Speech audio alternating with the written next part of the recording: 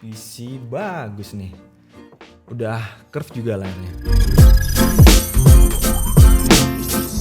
Hai guys, selamat datang di DKID. Di video kali ini kita dikirimin PC dari Gigabyte yang cukup menarik karena dari segi tampilan keren dan juga layarnya udah curve. Dan saya penasaran nih harganya karena Gigabyte bilang kalau PC ini dirakit dengan harga yang cukup tinggi menurut saya, yaitu hampir 60 juta. Dan ngomong-ngomong 60 juta, saya jadi ingat DP rumah saya gitu kan. Tapi daripada ingat DP dan pusing, mending kita bahas spesifikasi lengkap dan juga performance dari PC ini yang sudah menggunakan RTX 3080 Master yang katanya langka di pasaran dan juga selain langka itu harganya cukup mahal. Tapi sebelum kita bahas VGA-nya, ada baiknya kita bahas spesifikasi lengkap dari personal komputer ini. Untuk casingnya sendiri menggunakan casing dari Cooler Master yaitu H500P ARGB Mesh White. Jadi warna putih, kemudian di bagian kanan atau side panelnya menggunakan kaca temper untuk menampilkan beberapa kesombongan dari komponennya. Kenapa saya bilang kesombongan? Karena komponennya mewah, iya kan? Dari beberapa komponen yang terlihat udah pasti harganya cukup tinggi juga. Tapi sebelum kita bahas beberapa komponen di dalamnya, kita bahas dari casingnya dulu. Karena casingnya juga gak kalah mewah dengan harga 2 jutaan. Casing ini punya airflow yang bagus karena terdapat 2x200 mm kipas yang ada di bagian depan, kemudian 120 mm kipas yang ada di bagian belakang. Karena ini fitur penting untuk sebuah casing, yaitu masalah airflow. Jadi dengan begitu panas yang dihasilkan beberapa komponen di dalamnya itu bisa terhirup atau terhempas keluar dengan cepat. Untuk bagian atasnya sendiri terdapat space untuk menaruh kipas dari liquid cooler atau radiator di bagian sini. Jadi untuk radiatornya sendiri atau kipas radiatornya sampai 360 mm.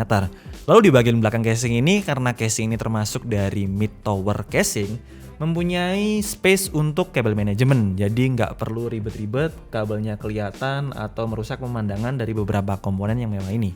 Kemudian untuk bagian bawahnya sendiri terdapat cover power supply seperti ini dari ujung ke ujung.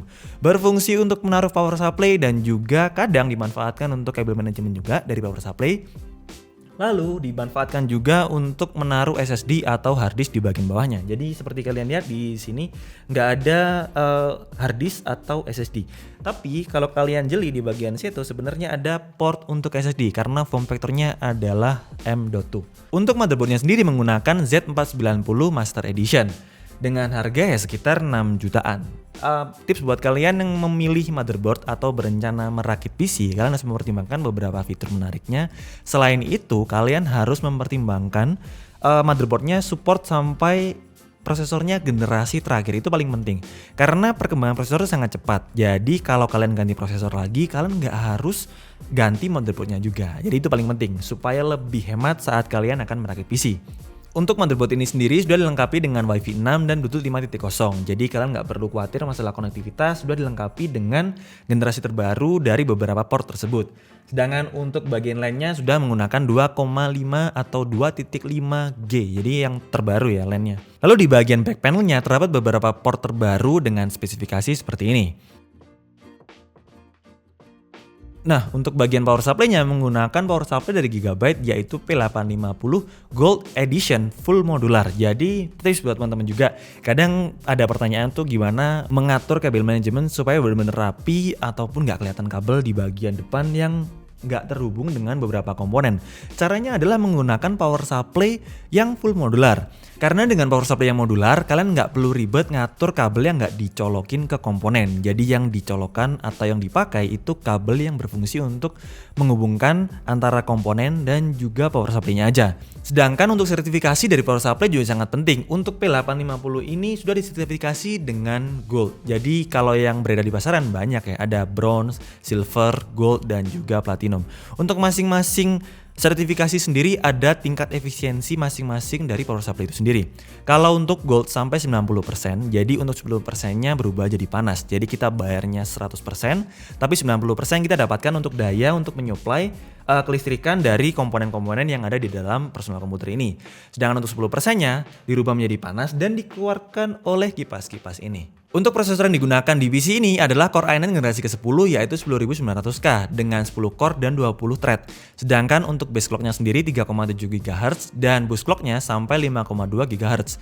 Jadi aku rasa dengan Core i9 generasi ke-10 ini cocok banget buat kalian yang hobi-hobi editing atau main 3D juga, karena dengan prosesor terbaru atau memanfaatkan prosesor terbaru dan juga VGA-nya bisa mempercepat proses rendering saat kalian mengedit video. Kemudian untuk RAM-nya menggunakan RAM dari Gigabyte dengan kapasitas 64 GB, 32 GB per keping. Jadi untuk komputer ini menggunakan dual channel. Sedangkan untuk RAM-nya sendiri nggak ada fitur RGB ya. Sebenarnya selain kelihatannya gaming, menurutku juga ada kesan elegannya karena nggak setiap komponennya ada fitur RGB. Tapi fitur RGB juga tetap ada di SSD-nya karena SSD-nya sudah menggunakan punya Gigabyte juga dengan total kapasitas 512 GB. Dan untuk kabel manajemen di PC ini benar-benar terkesan rapi karena menggunakan bantuan kabel extension. Jadi buat kalian, triknya saat akan merakit PC itu saat kalian ingin mendapatkan PC yang benar-benar rapi dan kabelnya itu nggak kelihatan banyak, kalian bisa memanfaatkan kabel extension seperti di PC ini. Untuk warnanya sendiri juga kalian bisa sesuaikan dengan tema yang kalian terapkan pada PC yang kalian rakit. Dan ini dia jagoannya karena sudah menggunakan Gigabyte yaitu Aorus RTX 3080 Master Edition 10 GB dan sudah punya display seperti ini. Jadi untuk edisi 3080 ada Extreme Edition dan juga Master Edition. Sedangkan untuk speednya dari yang Founder Edition sekitar 1700 MHz untuk speed dari VGA ini atau Aorus RTX 3080 Master Edition ini sampai 1845 MHz. Untuk bentuknya sendiri udah kelihatan besar seperti ini dengan ukuran sekitar 320 mm. Karena memang posisinya sangat berat, harus disupport atau ditopang dengan bagian bawah sini yang disebut juga VGA support. Jadi macam-macam ya, ini merupakan fitur terbaru. Kalau dulu ukuran VGA itu nggak segede-gede ini atau nggak berat. Kalau sekarang karena perkembangan bagian coolingnya atau bagian coolernya itu harus membutuhkan support di bagian bawah sini. Ini kelihatan nih bagian akriliknya seperti ini. Karena sebenarnya yang besar itu bagian heatsink dan juga bagian fan-nya atau bagian kipasnya yang terletak 3 buah di bagian sini. Untuk spesifikasi lengkap dari RTX 3080 ini bisa kalian lihat di bagian sini. Nah, yang menarik, RTX 3080 ini merupakan graphic card terbaru dari Nvidia yang sudah menggunakan arsitektur Ampere. Yang sebelumnya di RTX 20 series menggunakan arsitektur Turing. Apa yang baru sebenarnya? Kabarnya RTX 3080 ini sudah menggunakan RT Core generasi ketiga dan Tensor Core sudah generasi kedua. Sedangkan untuk streaming multiprosesornya sudah menggunakan versi terbarunya. Untuk Founder Edition dari RTX 3080 punya speed 1700 MHz dan untuk Aorus Gigabyte ini punya speed 1845 MHz. Dan untuk bagian layarnya menggunakan layar curve dari Gigabyte yaitu G34 WQC dengan resolusi QHD. Dengan panel IPS dan punya refresh rate itu 144 Hz dan punya 1 millisecond response time. Dengan layar melebar seperti ini cukup mudah saat kita gunakan untuk melakukan editing video. Jadi misalnya untuk editing video di sebelah kiri, kemudian untuk memilih footage-nya di sebelah kanan, atau dengan scripting di sebelah kanan untuk menulis atau membuka Word, kemudian untuk editing videonya di sebelah kiri. Jadi sangat simpel banget menggunakan layar beresolusi melebar seperti ini. Dan karena sebagian besar komponen di PC ini menggunakan Gigabyte, kita bisa memanfaatkan Aorus App Center. Jadi berfungsi banget saat kita ingin mengupdate BIOS. Kita tinggal klik di sini aja, kita bisa melihat misalnya flash memory type, flash memory size, kemudian current BIOS version. Jadi kita tinggal bisa melakukan beberapa pengaturan langsung dengan interface yang sangat mudah seperti ini. Lalu juga terdapat Easy Tune seperti ini.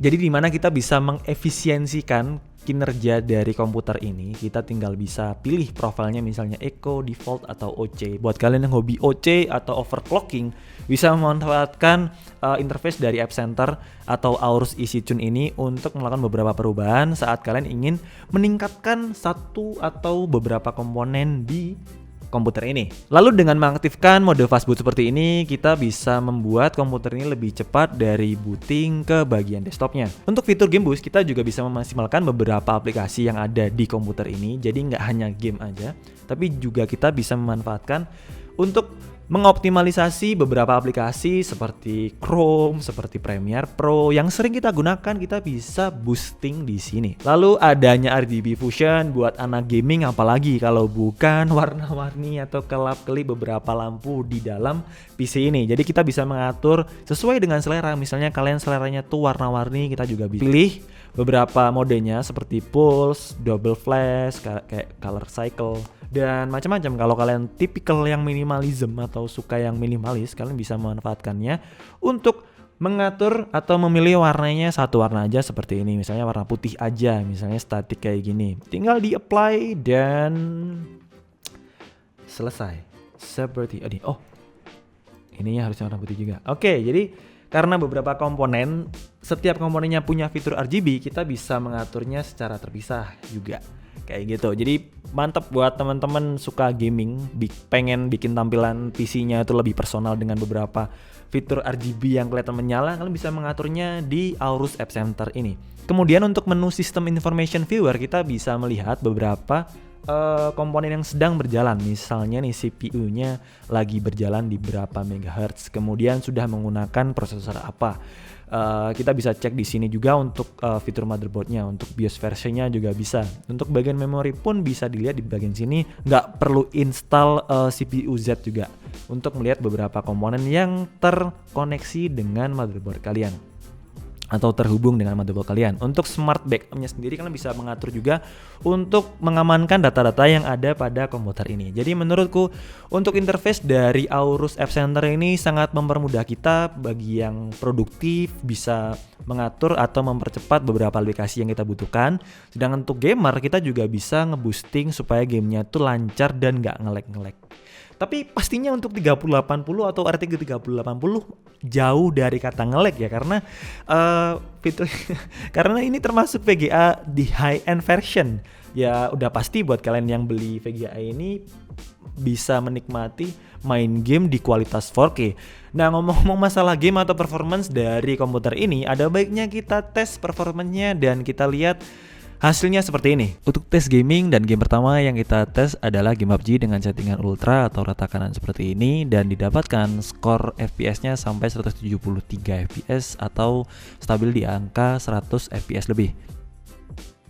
Lalu untuk game kedua yaitu game Watch Dogs dengan settingan rata kanan atau ultra, dan didapat FPS di atas 60 FPS atau sekitar 68 FPS. Jadi masih stabil di atas 30 FPS dan pastinya dapetin gambar yang sangat smooth. Kemudian untuk game ketiga adalah game Call of Duty, dan dia dapatkan skor yang hampir mirip dengan PUBG yaitu di atas 100 FPS atau sampai 144 FPS lebih. Lalu game yang terakhir adalah game Cyberpunk, yang kalian tahu ini merupakan game berat karena menampilkan banyak detail dan juga shadow. Dengan RTX on di RTX 3080 dari Gigabyte ini mampu menampilkan shadow dan detail dengan sangat baik karena mendapatkan FPS di atas 60 FPS dan masih stabil di angka segituan. Jadi membuat kita nyaman aja saat bermain game ini. Untuk performance dari GPU ini kita sempat tes untuk 3D Mark. Jadi mendapatkan skor untuk Firestrike Extreme di angka 19.280 yang berarti great atau sangat baik. Dan untuk Firestrike Ultra mendapatkan skor 11.161 dan masih terjaga untuk CPU temperaturnya di angka 70 derajat, sedangkan untuk GPU temperaturnya malah turun sampai di bawah 60 derajat. Jadi untuk performance yang dihasilkan mencapai angka yang cukup tinggi tapi dengan temperatur yang cukup rendah. Sedangkan untuk Time Spy Extreme mendapatkan skor 8540 dengan temperatur yang masih cukup terjaga juga, dengan GPU temperaturnya nggak sampai di atas 60 derajat. Sedangkan untuk CPU temperaturnya nggak sampai 80 derajat alias masih cukup aman. Lalu untuk Time Spy stress testnya sampai 98,6% dengan rata-rata CPU temperaturnya di angka 43,98 derajat Celcius, sedangkan untuk GPU temperaturnya di angka 50 derajat Celcius dan mampu mencapai 119 fps untuk paling rendahnya di angka 113 fps. Dan kesimpulannya untuk PC seharga hampir 60 juta atau setara dengan DP rumah saya, ini menurutku ini memang benar-benar PC Sultan ya, karena dengan tampilan seperti ini yang sangat mewah, dari segi casingnya pun juga mewah, layarnya juga mewah, dan untuk performanya juga nggak kalah mewah karena kita bisa menikmati game di 4K atau di resolusi 4K dengan 60 fps itu menurutku jadi ngebuat kita tuh betah ngegame gitu. Untuk para gamer-gamer, kalian harus cobain RTX 3080 dari Gigabyte ini. Pastinya kalian bisa dapatkan fps yang tinggi banget.